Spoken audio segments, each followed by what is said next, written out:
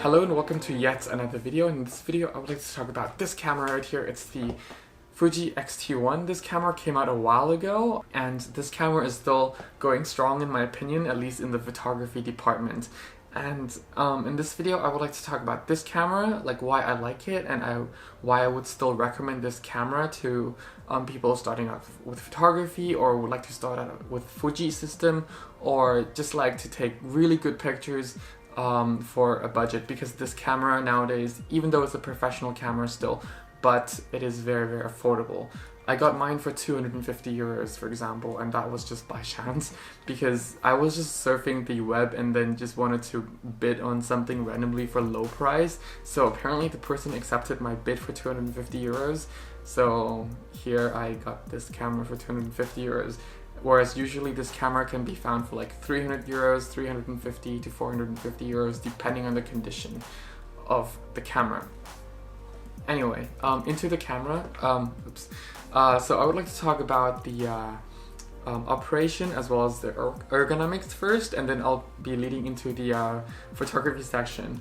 Not really into the video section, because even though this camera can shoot full HD video, it's not that good, really. It really is not that good, so better just not touch it. Of course, the modern X-T2, X-T3, X-T20, X-T30 will be able to shoot videos much better than this camera can, that's for sure. But we're only going to be talking about this camera for now, so that's just about it for video. And yeah, ergonomics and operation of this camera. Well, this camera is actually really nice to hold in hand. It has a much more stable grip than my X-T20, for example, but it's still not as comfortable as, you know, holding a big DSLR. But I still like using this camera in the way that, like, because it's not big, it's very discreet.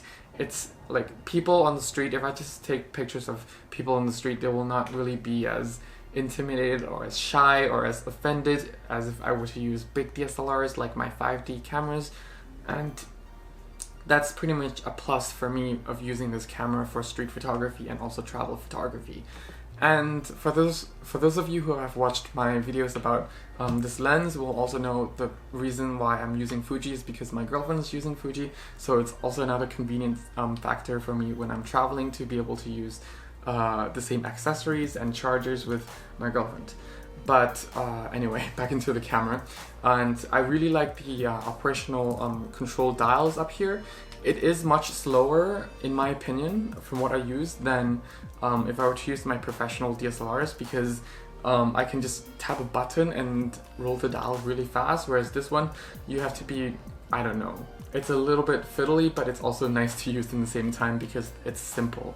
But if you're trying to have, I don't know, a fast and quick operational control, then this is not as fast as the one you find on traditional DSLRs. Of course not, but for street photography, for general purpose use, for landscape, things like this, this is very nice. And there's also an articulated screen. It's not fully articulated, but it's just tilting, which is still nice to use, because sometimes you can also be very discreet. It's not only about getting different perspective of pictures or not going down low by just putting this camera over here and just have the screen like this, but you can be more discreet by shooting like this or shooting like this. Like, you can just be creative with articulating screen compared to normal screen. And that is what I really like. This camera, despite being a professional camera, obviously not the top end nowadays, is only carrying one SD card slot. To me, that is still fine, because even on my 5D Mark III or my 5D line of cameras in general, they have 2 card slots, and well, apart from the earlier generations, but I only use 1 card in there. And yes, I have experienced failed cards before, even on my professional SanDisk cards, but because I regularly back up my images, whether it's on my computer, on my hard drive, on my backup hard drive, or on my cloud through my smartphone, it's like it gets backed up really regularly. So when I lose images, it's only a few images. Of course, you can debate that some of the few images are very valuable images, and yeah, in that case, then it's bad. But in general, it hasn't happened that often that I'm too worried about. And of course, when it does happen, I'm a little bit upset, but then, you know, what else can I really do about it? Anyway, moving on, this camera actually has a very, very big viewfinder right here. It is the digital viewfinder, but it is still nice, big and bright, which is nice, and the refresh rate is actually pretty nice. Unlike the X-T10, the screen inside here is not as saturated, so what you see here and what you see on the main screen here won't be too much of a difference, which is nice. Because even for nowadays, the more modern cameras, especially from Panasonic, I find, because I'm also filming with a Panasonic mirrorless camera right here, is that their viewfinder seems to be more saturated than what you see on the monitor here, and what you see on the monitor here is going to be more of what you're going to get at the end result rather than what you see through here, which, yeah, it's nice that Fuji has a more synchronized display in terms of color, with the display in here and the display in here. And also there's a diopter here. If you wear glasses, you can adjust this so that you can see this even clearer, which is nice. And what I like about Fuji cameras is that you can customize each of these buttons into doing other things. For example, I have this button set for self-timer.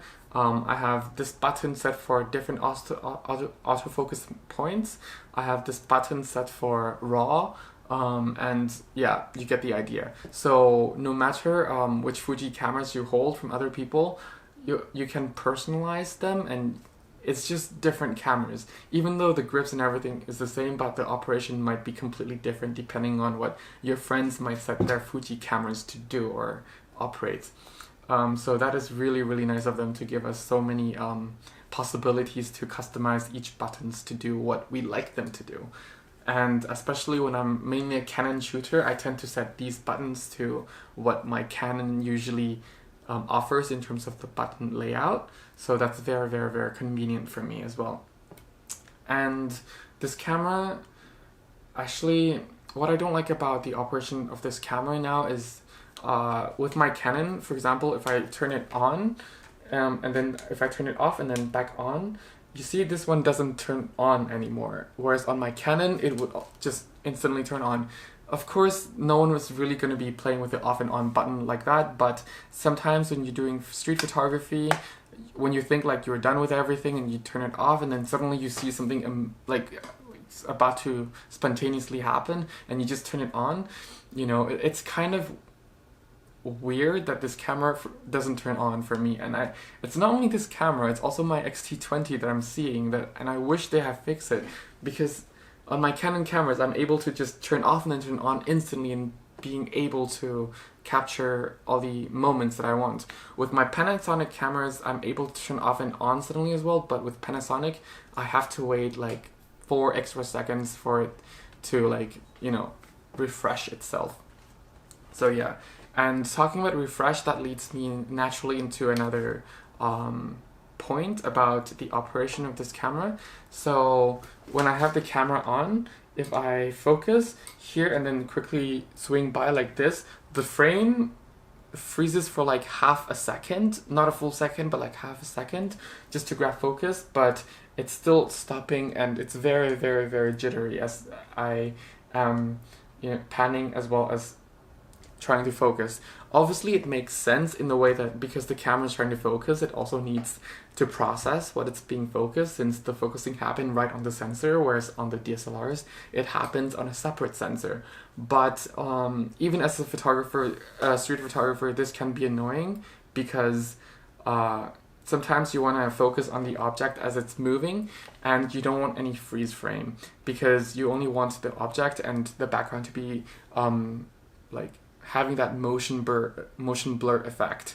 So that can be annoying as well. But otherwise, it's a very, very nice, small, light, professional camera, and also very, very reliable camera to use. The battery life on this thing is really nice, in my opinion, because I don't usually shoot video, so I don't really experience any, you know, battery running out half day through of the shoot or something. Usually a battery lasts me for like a day-ish of shooting, and that's like from like semi-intense to intense usage. And I find it that it's really nice. But if you do a lot of night photography, like long exposure photography, you might want to carry like 2 batteries. So yeah, it is better than, if you use Sony batteries as a benchmark, the older ones, this is definitely better than the older but more common Sony batteries for their A7 II, A7 line cameras, but it's not as good as the A7 III batteries. But then again, because these cameras are consuming very little power, these Fuji cameras, because they don't have a lot of feature, it will get you through the day pretty fine, in my opinion. And yeah, that's it for the ergonomics and the operation. Oh, and one thing about the ergonomics, depending on like how old the camera you're looking at, Fuji is really terrible in terms of putting on the rubberized grip, in my opinion, because after a while the rubber obviously expands a little bit, and I'm finding that there are holes here that I have to glue. When this camera arrived, there were like this part were coming off, so I also had to glue that.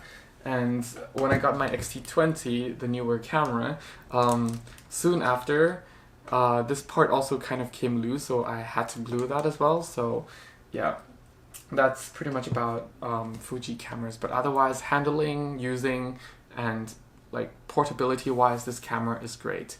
Now going to the image quality. Now the image quality, I really love the image coming from the X-T1, actually more than the X-T20, although the X-T20 does offer or deliver more detailed images, which is what I also like from that camera. But from this camera, the dynamic range is actually quite nice.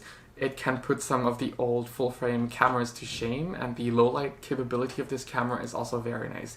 Being a professional camera, what I notice more than even my X-T20 when I shoot RAW is that if I recover a lot of highlights or a lot of shadow detail, the image actually holds up better and there are more detail in those areas, at least with my particular copy of the camera. Maybe it's different for other people, but in my opinion, or in my experience with this camera, the recovery process, the files are actually really nice. I also like the color rendition of this camera. I wish it just holds more detail. For example, if I'm taking a picture of someone far away, it would hold more detail about their eyes, their eyebrows, their mouth, their hair. But in general use, it's really okay, but I just wish it holds just a tiny bit more detail. It would have been so nice. But the detail in terms of like the information that you see from the colors are very impressive on this camera. So that's what I really like about this sensor. And yeah, and the processor seems to be doing a very good job. And being Fuji cameras, a lot of their firmwares that they released for this camera is actually helping this camera to function better and more efficiently, which is what I really like. And sometimes they also offer like really nice feature that comes with the new firmware upgrades. For example, the autofocus has also been tweaked since the very first firmware, which is what I really appreciate because now it's actually more accurate. And talking about autofocusing points, also autofocusing system, it's actually more accurate than some of the more modern mirrorless cameras that claim to have the world's fastest focusing system. For example, like with Panasonic, I find that it's really snappy and fast, but it's not accurate, and I always get so fed up with Panasonic mirrorless cameras being like, oh yeah, it's confirming that it's green, but it's actually not accurate. Because after taking a photo, a lot of times I experienced going home like, it could have been a hair sharper, but it just isn't. And with Fuji, you just don't really get that, which is what I really like.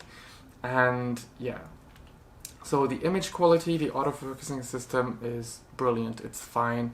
It's not the fastest, but it's definitely on the more reliable end of the spectrum. Anyway, that's it for this video. I think I've been talking about it for a little bit too long. Yeah, but I still really highly recommend this camera for people starting out in photography or professional people who only want to focus in photography, but also want a budget camera. for it that still delivers really nice clean results. So yeah, this camera would be for it. Even if you're a wedding photographer, if you can bear with one card slot, and if you need some sort of like budget camera but still reliable, then I would still highly recommend this camera. Or if you're a landscape photographer, this camera is also nice. The color rendition again is really nice, and I really like that. And yeah, that's it for this video pretty much. I don't want to make it any longer. Oh, and if you're shooting low light or night photography, this camera is also really nice. I tried shooting night photography with this camera, and the detail in the dark is just really nice. And you can recover a lot from the shadow and the dark areas, as well as the really highlight areas as well. And yeah, that's it for this video. Thank you very much for watching. Have fun shooting, and if you need a free camera guide, I have it down below in the description. It's on my website. Yep, that's it for now. Have fun shooting. Bye.